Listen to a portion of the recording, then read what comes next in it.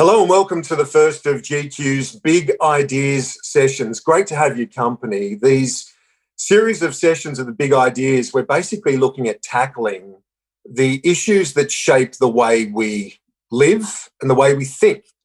First up, we're going to look at sport. What better issue to discuss? Certainly, I know many of you, like me, are sporting tragics. It's been a weird year for us sports fans, but just enough to keep us going. And on this program, we're joined by two individuals who aren't fans. These two have reached the pinnacle of their chosen sport, their chosen field. One of them, as a teenager 20 years ago, became a legend during the Sydney Olympics. The other was only 4 at the time, but, well, in recent years, he's become an absolute champion, both in the pool and out of it. Before we kick off, let me thank our GQ Big Ideas partners, Optus, our broadcast and presenting partner, and supporting partner, Paco Rabanne Fragrances. Also, let me acknowledge the traditional owners of the lands upon which we gather. I and we pay our respects to their elders past, present and emerging, and also to any Aboriginal and Torres Strait Islanders that are sharing this platform with us. But without further ado, let me introduce Ian Thorpe and Mack Horton. Gentlemen, so lovely to be with you and to share this conversation with you. A real honour. And Ian, 20 years ago at the Sydney Olympics, as I said, you became a legend, part of the folklore in this country. Does it feel that long ago to you? It doesn't feel that long ago, but the more that people say 20 years ago, it starts reinforcing it. And like Mack, I was actually, one of the youngest swimmers on the team. So it means that you actually, as everyone ages, you're a bit better off. But more to the point, you never think that you'd start talking in decades. And I had the 10-year anniversary, and then recently had the 20-year anniversary. I went to dinner last night with the relay team, minus Ash Callis. He was in Queensland, couldn't come down, but we celebrated that it was 20 years. And also what Australia can be when we aspire to be the best in the world.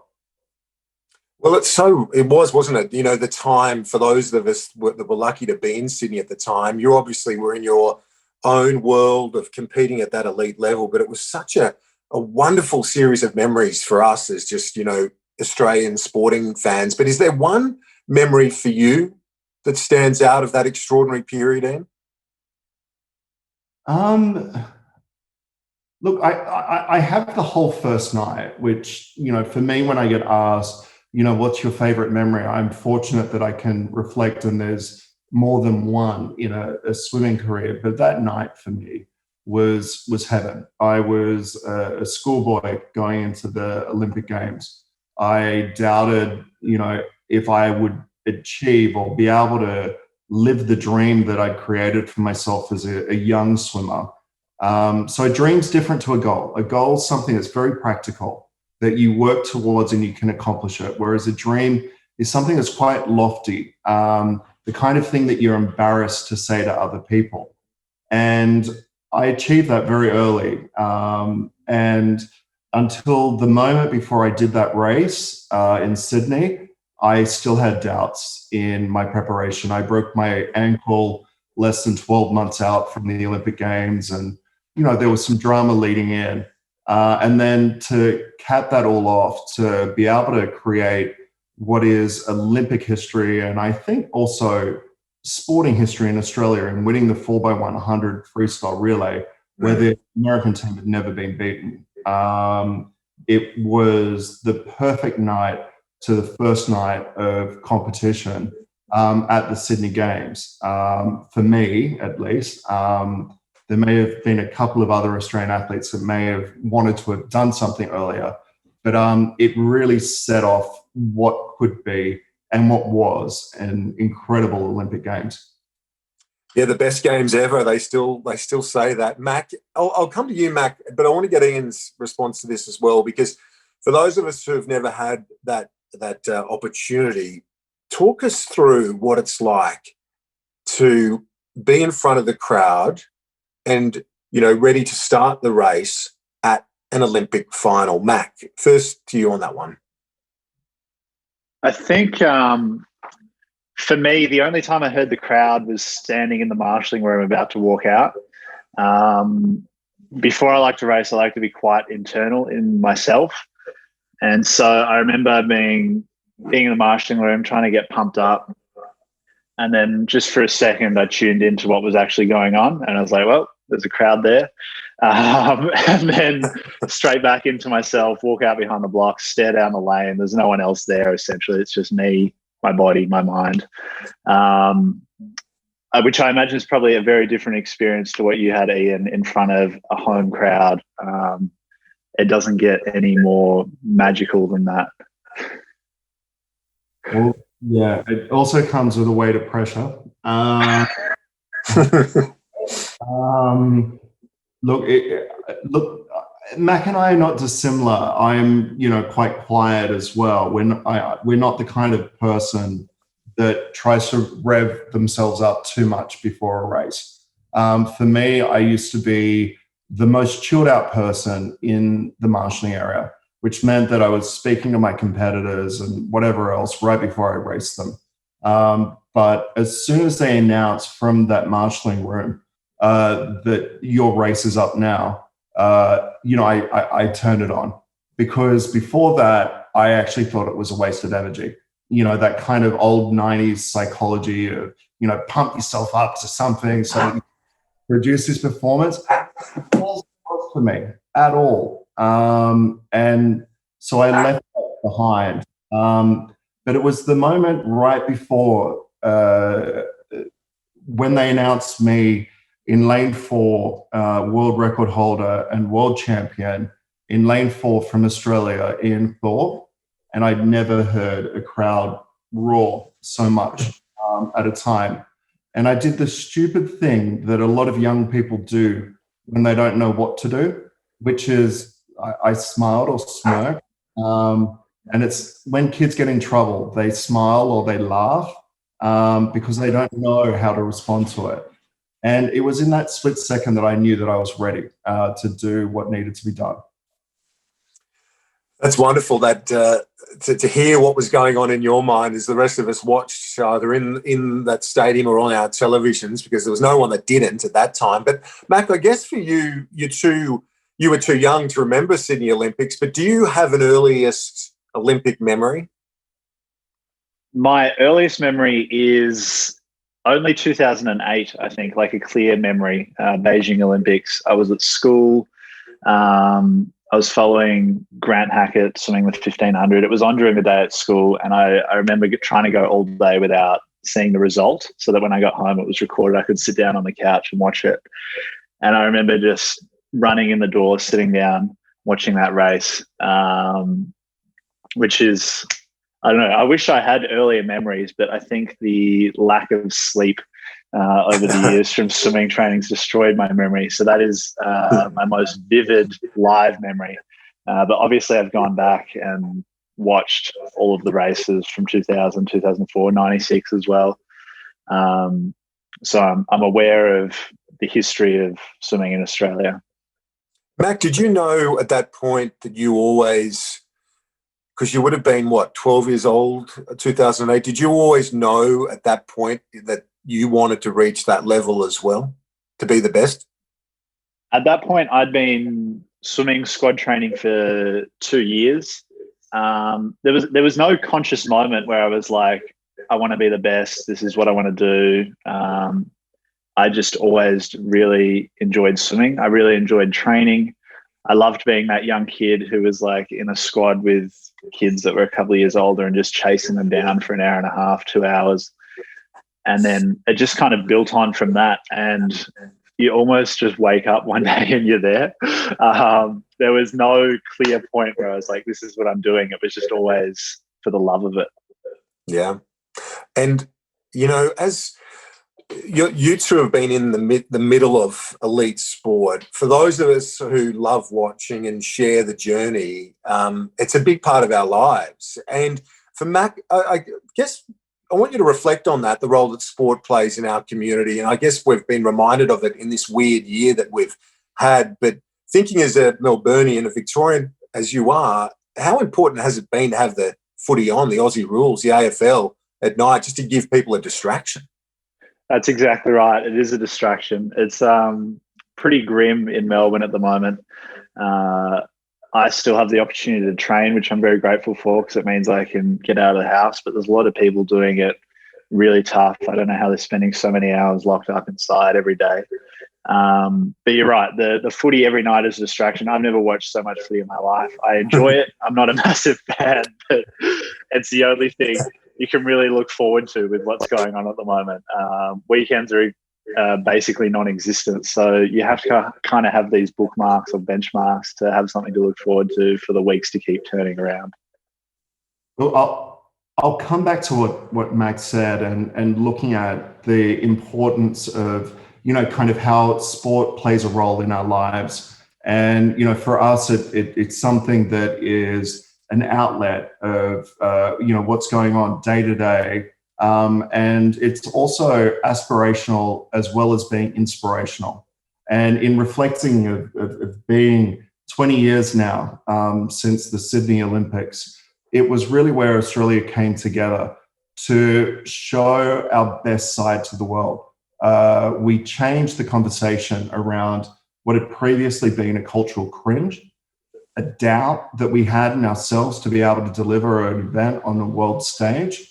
And we also had the athletic performances that, really justified us having the competition in Australia. So I caught up with, my friends that were in the relay team that won gold on the first night. And this is now 20 years on, and it was just magic for me. And I hope for the country as well. And I hope it continues to be able to inspire people. And that's, Mack is a competing athlete and competing Olympian. That's what he can do now. It's not just what he's doing for himself. It's the way that he can inspire more people into the future. Yeah, absolutely. And I guess we'll use that to segue into the discussion about Mack, your preparation now for the Tokyo Games. It's been disrupted by COVID. Talk us through how that's, been a challenge to grapple with for you. How has it affected your preparation being delayed 12 months? Well, initially, when we found out they were postponing the Olympics and we were going into lockdown, we had 8 or 9 weeks out of the water, which is the longest I've had out of the water since before I started swimming. So after the Rio Olympics, I had 6 weeks, which was a massive break for me. So this was another level, really. And then getting back into it, it's impossible to plan the year out except for when the Olympic dates are locked in. So usually when we're planning a year or a season, we have all our international travel locked in. We have our domestic travel, training camps, competitions, etc. But with everything that's going on at the moment, we just can't do that. And so we've essentially just had a lot of time to refine skills, take our time building back into it. When we got back in the water, I think the first week was 2K sessions and maybe 4 of those sessions a week, compared to a usual 9 or 10 sessions of about 7K. So we're taking our time to really build into it, make the most of all this time that we now have. And it almost feels like last year or last season was a draft, like a bit of a test run. It was like that was going pretty well. Yeah. But now that we've done it, we know where we can turn it up a little bit and see what we can do this year. So rather than a setback, it gives you another year to prepare. Yeah. Is that the way you're seeing it?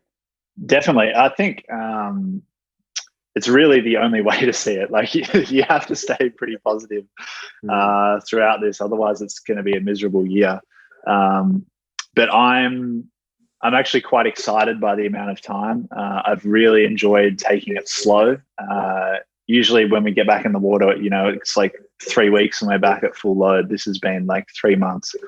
So I've really enjoyed finessing more technical skills, establishing good habits so that when we do get into heavy work, it's all there and we don't have to think about it.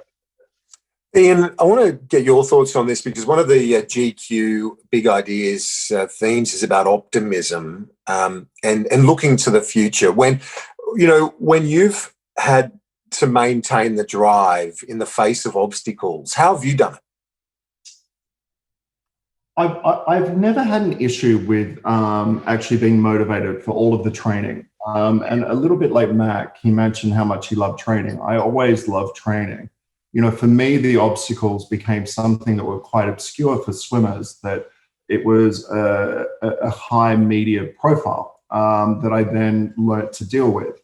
But Mack hit on a great point, and it's about perspective. And you put this into line. Mack was appreciative and he's grateful that he's able to train.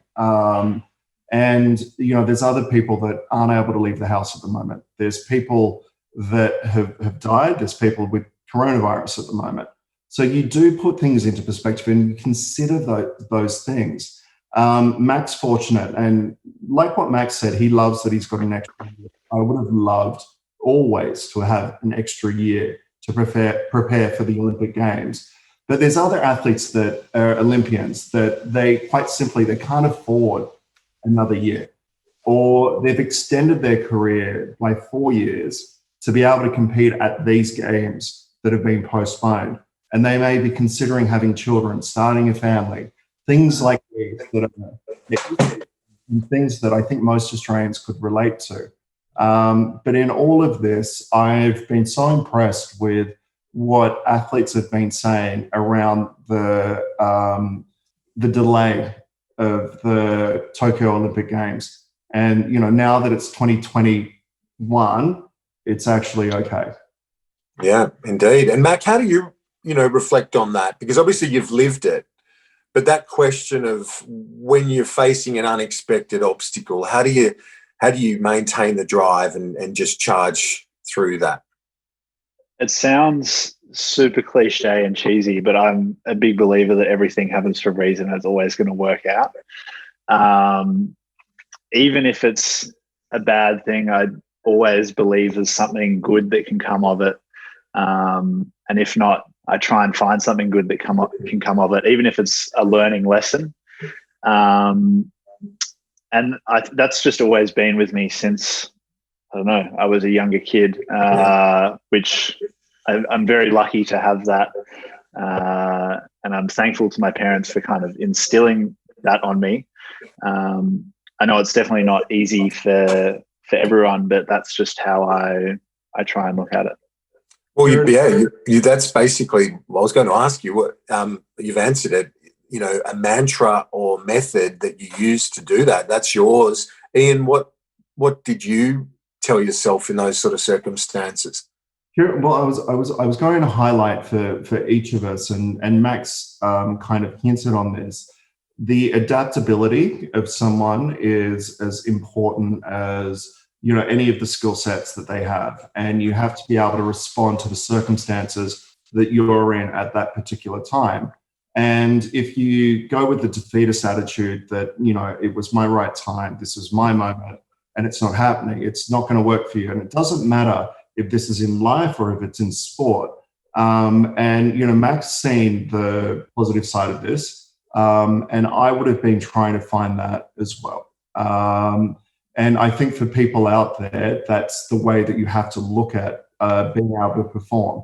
Because I know in an Olympic final, there's often, probably half of the group that amongst 8 people, there's 4 people that on their very best day, they could actually win the gold medal. But you have to be someone that's pliable to be able to adapt to the situation, that you can win it on that particular day that was set in place 1,460 days ahead, and then it's been adjusted and added another 365. You have to be at your best on that chosen day, no matter what the circumstances are. Flexibility, yeah, amazing. Because so much of it, it's not physical. That is entirely between the ears, isn't it? That ability to bring yourself there. Ian, this is something Mack touched on earlier, that it was incremental for him. Basically, as he was getting older, he just loved swimming, loved being part of the squad, and and just kept taking step after step and ended up, being the best in the world. Was there a moment when you decided to take that leap and aim for the Olympic Games? Well, when I was a young swimmer, I always felt that I'd be too young for the Sydney Olympics. So this is when I'm an 11 or 12-year-old. I knew male swimmers peak in their mid-20s, all of that kind of stuff. But I remember overhearing a phone conversation that my father had with one of his best friends, where he was actually explaining how talented I was. And he'd always encouraged me. My father was supportive, but he's quite old school. I'd never hear him say this to me personally in the lead up to anything. Wow. It was in that moment that I realized, oh, wow, maybe I am good at this. But there was a transition from being a very talented young swimmer to being someone that can represent the nation. I doubted for a long time that I was that person. But then I was catapulted when I won at the World Championships when I just turned 15 in Perth in '98, which, there's no going back from that. And I remember the moment. I remember walking into, my first real media conference, and there's 100 journalists from around the world, and realizing my life really has just changed right now. And then going into the Sydney Olympics, I went from being the kid to being what was basically the unbackable favorite to win gold in Sydney. Yeah, well, you handled it brilliantly right throughout that, that scrutiny, everything, not just in the pool, outside of it, everything. You've just been such a role model for young athletes. And Mack, let me ask you about this, because, when you look at athletes like you and Ian, you think they're superhuman, those guys. They don't have doubts. But do you sometimes have doubts you've got to try and navigate your way around? I don't know about me. I look at Ian and I think he's superhuman. You definitely have doubts. I think I like to think of it kind of like a sound wave leading into the Olympics. This was my reflection afterwards. At the top of the sound wave is like confidence. I got this. Bring on the world. The bottom is, why am I even swimming? What am I doing? And you kind of go up and down like this, week to week, day to day, whatever. And as you get closer and closer to that day, you need to narrow that wave until you're nice and neutral on the day. And that naturally comes as you work your way through the season, as you figure out your stroke, as you get fitter and fitter, and you start to see consistency.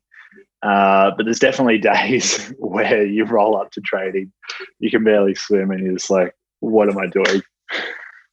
I hope Ian had those days. Yeah. Look, yes, I have had doubts. I've had doubts right before racing. I've had doubts in training. I've had moments where it was all too much, but it's those moments that actually make you stronger, that give you a resilience. Because you have to remember, most mornings when you wake up from the session the night before, when I had to, fill out, some of the forms of, where was I hurting, what muscles and whatnot. And it was easy just to say, I actually don't know. Everything is sore. I'm exhausted. But I know I need to get up. I need to do this. I have to be able to accomplish this to be able to achieve the result that I want. And I think that's where the inner strength comes from, is being able to do that in the worst of circumstances. And that's where your mental toughness comes from, and your resolve to be able to perform better. I think it's in the moments where you actually go, why am I doing this? And I had one right before the '98 World Championships where I was swimming terribly. But I was able to pull myself back together in a couple of weeks to be able to produce that result. I think you can also train yourself to get through those moments. I like to think that discipline is freedom. And so when you have the same routine, you're just used to getting up and doing it and getting on with it. You can do anything. It just becomes routine. And when you get behind the blocks at a major meet, you're like, I did it every day. There's probably people here who have done it most days, but I like to believe that I've done it better than they have. Well, I always say to people as well, is 50% of accomplishing anything is actually starting out in it. So the example I give to people is if the alarm goes off, do not ever touch snooze, because if you hit snooze, you're just wasting sleep to start with. So set it at the latest time as possible. Get up as soon as it goes off and then start your routine. If you get out of bed, whatever your routine is, whatever you need to accomplish, you are halfway there of being able to accomplish that result. Because once you're out of bed, you've started, you had a coffee, you had breakfast or whatever else, you're on your way. You're not going back to bed. It's making the excuse for yourself to say, I'm exhausted, I'm tired, I can sleep in for another 15 minutes, that starts the doubt in your mind. Snoozing is losing. You're losing the inner battle. Nice line. Yeah, I like that. I like it. Ian, after all that success and, the way that you got through those moments and the way you describe it, explain to us what it was like after your swimming career, adjusting to life outside of the pool. Like, do you still enjoy going for laps from time to time? It's a decent question. I've had a shoulder replacement, so I actually can't do laps. So even if I wanted to, I cannot swim up and down in a pool without my shoulder crunching or being in pain. There's a good side to that. It means there's no young kid that's ever going to beat me when I'm at the swimming pool. I can still swim enough to be able to catch a wave. But what athletes need to realize is this sport takes up such a significant part of their lives, and it took up so much of my time in my years as well, is that there's almost like a grieving process that you go through when you finish your career. It's almost like a sense of loss. And if you understand that, you're better prepared of what comes after it. And especially when you've experienced those kind of highs of athletic performance, and committing yourself to, just one part of who you are, you need to kind of rebalance that. And that should start before you retire. You should be prepared to be someone that is also studying, someone who's also passionate in other areas. And if you have that, it makes the process a lot easier.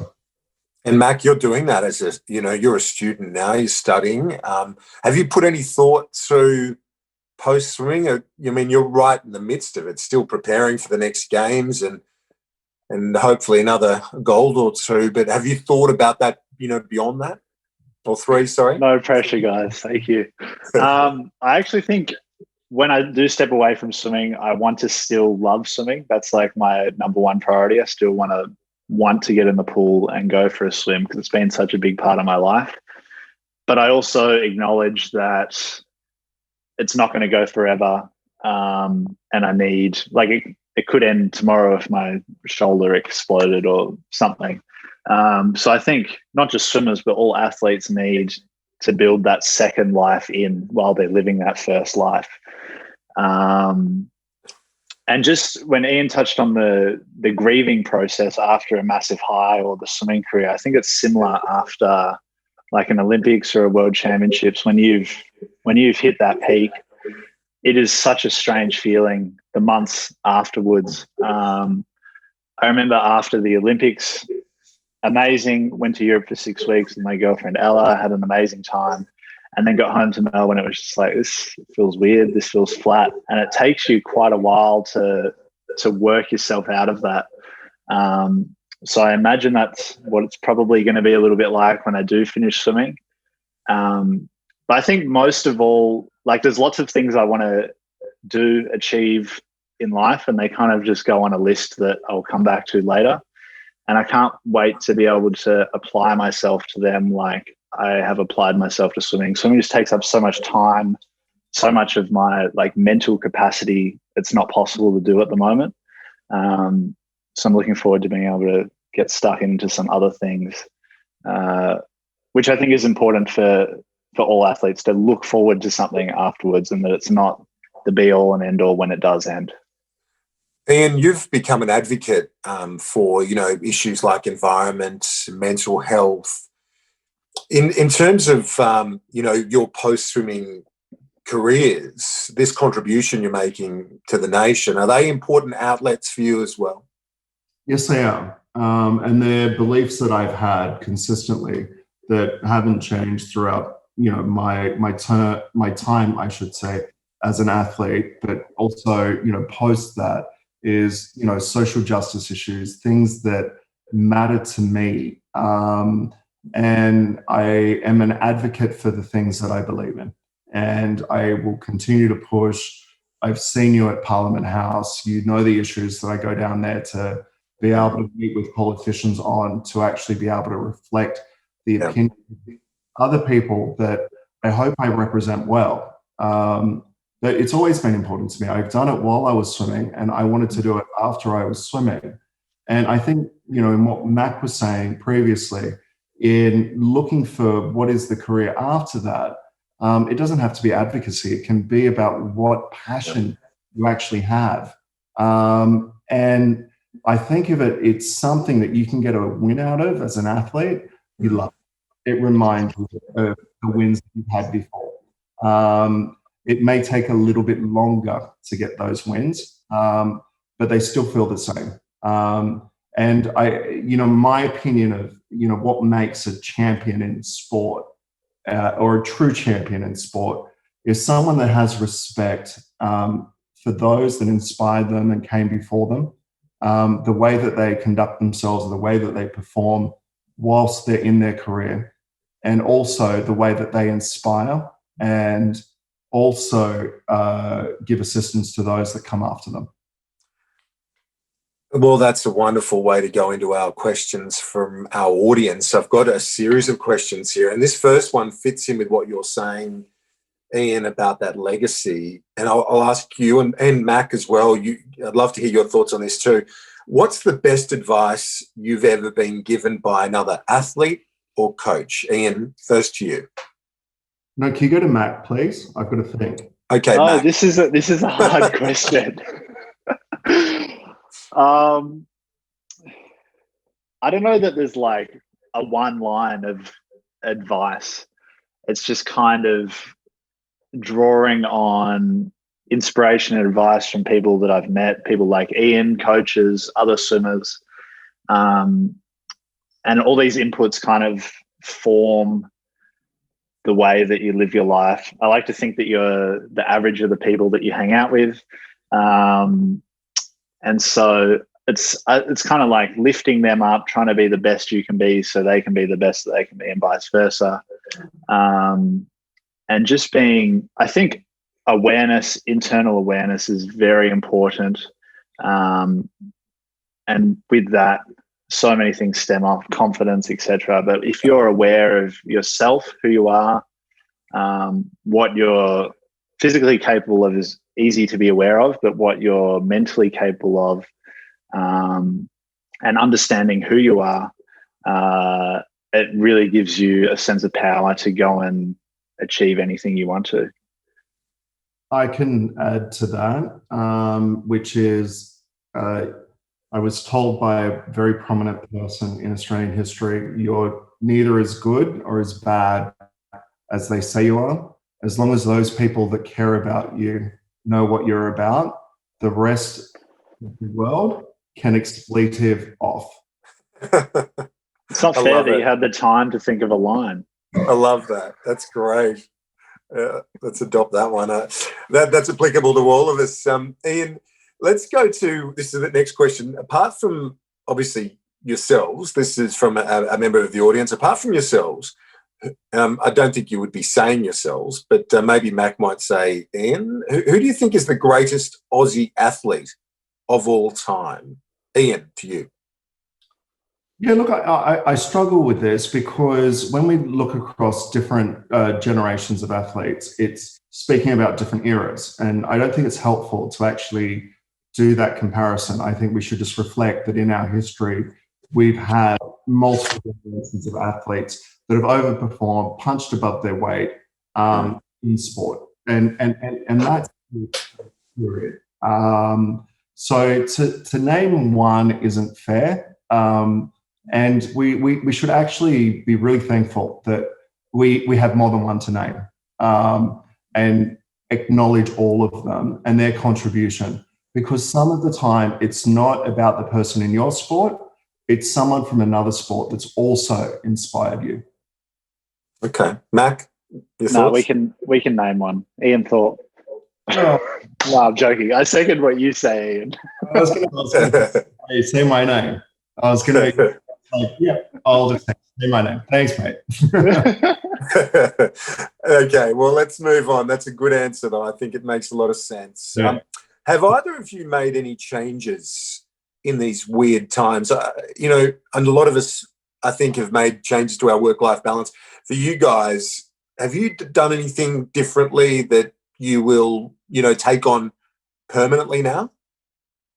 For me, it's walking everywhere, and actually enjoying the fact that I can actually walk to the shops. I take my dog most of the time, and just being able to be local. I'm someone who's used to traveling most of the year, and so it's been really strange for me not to be on a plane. I always complain at the end of the year, I'm sick of traveling. And this year, I haven't been able to travel. And so I've begun to appreciate really setting myself down or settling myself down in where I live in Sydney, and, just walking to the shops. I know it sounds very basic, but it's appreciating I live in a beautiful part of the world.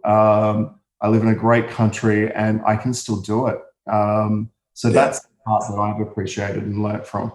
Simple pleasures, absolutely. Mack?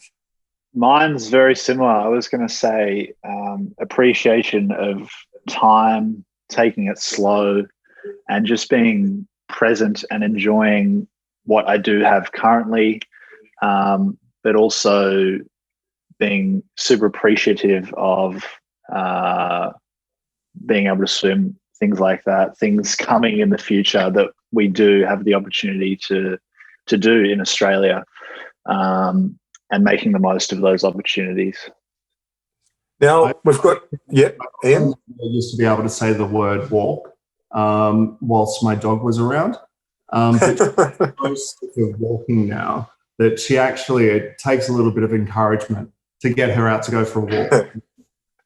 I love it. It's beautiful. And okay, we've got time for one more of our audience questions. It's a bit of a random one, but I like it. If you could choose anything, what other sport would you compete in at the Olympics? Look, I'd like to be better at tennis. So that would be my sport. It's an Olympic sport. It has been since 1904, I believe, and then has been since 1932. So if I can call that an Olympic sport, it would be tennis. If not, something I'd have to think about. No, I like it. Mack? I was going to say tennis too. With all this time in lockdown, I've been getting into tennis a little bit. We can if you want. I'm not very good. Swimmers are notoriously bad with hand-eye coordination. So, yeah. Well, you've both got the heights. And, well, gentlemen, it's been an absolute pleasure. I've thoroughly enjoyed chatting to you both. I'm sure our audience has enjoyed your insights as well. Thank you to our audience for tuning in, but mostly thank you to Ian and Mack for your time. Mack, best of luck with the training regime. See you in 2021. You're going to nail it. We have no doubt. Thanks, gents. Cheers. Thank you. Thanks, guys. And thanks for everyone, as I say, taking part in the GQ Big Ideas session. GQ will be back with the next Big Ideas session in 2 weeks from now. Goodbye.